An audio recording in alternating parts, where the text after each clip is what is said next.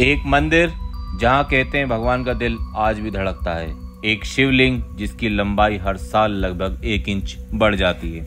एक ऐसा मंदिर जहां भी आपकी नजरें जाएंगी वहां केवल चूहे ही चूहे दिखाई देंगे। एक मंदिर जहां देवी देवताओं की नहीं बल्कि कुत्ते की पूजा होती है। तो नमस्कार दोस्तों, मैं डॉक्टर रविंद्र मीना। आज हम बात करेंगे भारत के 10 ऐसे ही रहस्यमय मंदिरों की, तो बने रहिए हमारे साथ। दोस्तों, सबसे पहले हम बात करते हैं चन्नापटना डॉग टेम्पल, रामनगर, कर्नाटका। दोस्तों, ये मंदिर 60 किलोमीटर है बेंगलुरु से। यहाँ आपको जानकर हैरानी होगी कि किसी देवी देवता की पूजा नहीं होती बल्कि 2 कुत्तों की पूजा होती है। मंदिर सुबह 6 बजे से 12 बजे तक और शाम को 5 बजे से 8 बजे तक खुला रहता है। इसके बाद हम बात करते हैं दूसरे मंदिर की, अनंत पद्मनाभ स्वामी लेक टेम्पल, कासरगोड, केरला। यहाँ पर जो सबसे अनोखी चीजें जो लोगों का ध्यान आकर्षित करती है वो है यहाँ पर रहने वाला एक मगरमच्छ, जो यही मंदिर के पास बनी प्रांगण में जो एक झील है, अनंत पद्मनाभ स्वामी झील, उसके अंदर रहता है बबिया नाम का मगरमच्छ। बबिया नाम के मगरमच्छ ने 70 सालों से कभी मांस का स्वाद नहीं चखा। वो इसी झील में 70 सालों से रहता है और मंदिर में बने प्रसाद से ही अपना पेट भरता है। कभी भी मांस का स्वाद उसने नहीं चखा। कभी कभार वो मंदिर के प्रांगण में भी आ जाया करता है, लेकिन भक्तजनों को या किसी पुजारी को नुकसान नहीं पहुंचाता। तीसरा मंदिर है भगवान श्री वेंकटेश्वर टेम्पल, तिरुमला, आंध्र प्रदेश। यहाँ पर 4-5 ऐसी चीजें जो मैं आपके साथ शेयर करना चाहता हूँ। पहली ये कि यहाँ पर जो मूर्ति है भगवान की, उसके जो बाल हैं वो एकदम ओरिजिनल है, कोई विग वगैरह या दूसरे आर्टिफिशियल एलिमेंट का इस्तेमाल नहीं किया गया है। भगवान की मूर्ति के जो बाल हैं वो एकदम असली हैं। इसके अलावा यहाँ एक दीपक है जो सदियों से बिना तेल के जल रहा है। किसने इसे जलाया पहली बार उसका कोई पता नहीं है। तीसरा, यहाँ जो भगवान की मूर्ति है उससे हमेशा एक द्रव्य पदार्थ, एक पसीना जैसा हमेशा निकलता रहता है। मूर्ति के पास अगर आप कान लगा के सुनोगे तो आपको हमेशा समुद्र की लहरों की आवाज सुनाई देगी। चौथे मंदिर की हम बात करते हैं, कामाख्या टेम्पल, आसाम। यहाँ किसी मूर्ति की पूजा नहीं होती बल्कि एक योनि के आकार की शेप की पूजा होती है, जिसे लाल साड़ी से हमेशा ढका रखा जाता है। सबसे विचित्र बात इस मंदिर के बारे में यह है दोस्तों कि ऐसा कहा जाता है कि हर मानसून के समय यहाँ जो देवी विराजमान है उनका मासिक धर्म आता है। यहाँ प्रसाद भी एक विचित्र रूप में दिया जाता है। एक लाल कलर का गीला कपड़ा प्रसाद के रूप में यहाँ पर भक्तों को दिया जाता है। उस वक्त यहाँ का जो अंडरग्राउंड वाटर है, जो भूमि का जल है, वो भी लाल हो जाता है। यहाँ के लोग इस घटना को अंबुबाची फेस्टिवल के रूप में मनाते हैं। ऐसा कहा जाता है जब मासिक धर्म नहीं चल रहा होता है तो मंदिर के पुजारी सफेद कलर का कपड़ा मंदिर के अंदर रख देते हैं। 3 दिन बाद जब मंदिर के पट खोल के देखते हैं तो वो कपड़ा लाल कलर का हो जाता है। उसी कपड़े को प्रसाद के रूप में भक्तों को बांट दिया जाता है।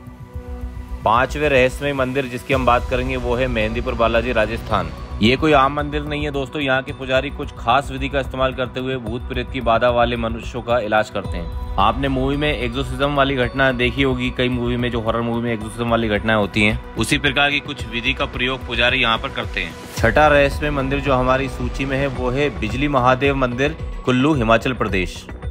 इस मंदिर की खास बात यह दोस्तों कि हर 12 साल में एक बार यहाँ पर बिजली गिरती है, जिसके बाद शिवलिंग यहाँ का टूट जाता है और वहाँ के पुजारी दोबारा उसे मक्खन से जोड़कर वापस पुनः वैसा ही रूप दे देते हैं। सूची में अगले मंदिर की बात करते हैं हम, जगन्नाथपुरी मंदिर, उड़ीसा।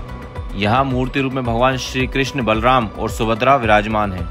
मंदिर के 4-5 ऐसे रहस्य हैं दोस्तों जिनको जानकर आप चौंक जाओगे। सबसे पहला ये कि भगवान श्री कृष्ण की जो मूर्ति है, लोग कहते हैं आज भी उसमें भगवान श्री कृष्ण का दिल धड़कता है। दूसरा है मंदिर का शिखर जो 214 फीट ऊंचा है, लेकिन उसके बावजूद भी उसकी शेडो यानी कि उसकी परछाई कहीं भी नहीं बनती है। मंदिर के शिखर से कभी भी आपको कोई पक्षी उड़ता नजर नहीं आएगा। यहाँ तक कि एरोप्लेन भी कभी भी उस मंदिर के ऊपर से उड़ान नहीं भरते हैं। चौथा रहस्य, यहाँ बनने वाले प्रसाद का ऐसा कहा जाता है कि यहाँ प्रसाद चावल से बनता है और 7 बर्तनों का उसमें उपयोग किया जाता है, 7 हांडियों का उपयोग किया जाता है। और ऐसा कहा जाता है कि सबसे ऊपर वाली हांडी में प्रसाद पहले पकता है और नीचे वाली में बाद में पकता है। ये बड़ी अजीब बात है दोस्तों। इसके बाद हम मंदिर के शिखर के झंडे की बात करें दोस्तों, तो वो हमेशा हवा की दिशा के विपरीत दिशा में हमेशा फहराता रहता है। हर 12 साल में तीनों मूर्तियों को बदल दिया जाता है। उस वक्त शहर की बिजली पूरी तरीके से काट दी जाती है, पूरी शहर का ब्लैकआउट कर दिया जाता है। उसके बाद मंदिर का पुजारी आंखों पर पट्टी बांधकर मंदिर की मूर्ति की प्राण प्रतिष्ठा की विधि चालू करता है।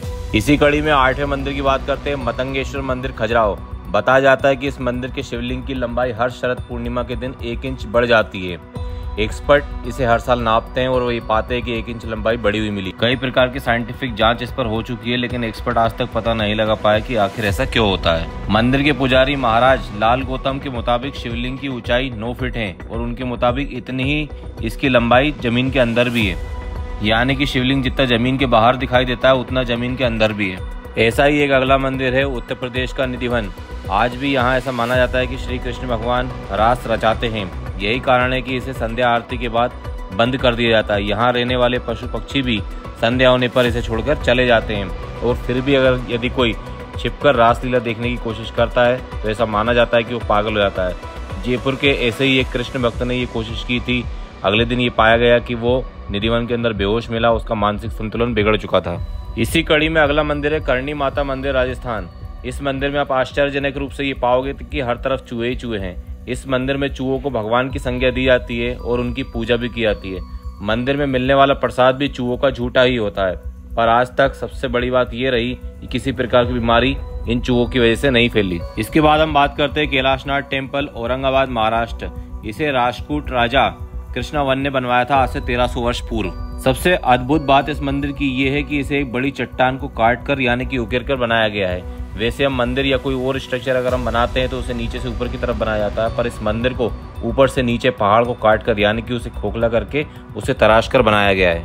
1300 वर्ष पूर्व बिना किसी टेक्नोलॉजी के इतना बारीक काम इतनी अच्छी तरीके से बिना किसी टेक्नोलॉजी के उन्होंने कैसे किया, ये आज भी सोचने वाली बात है।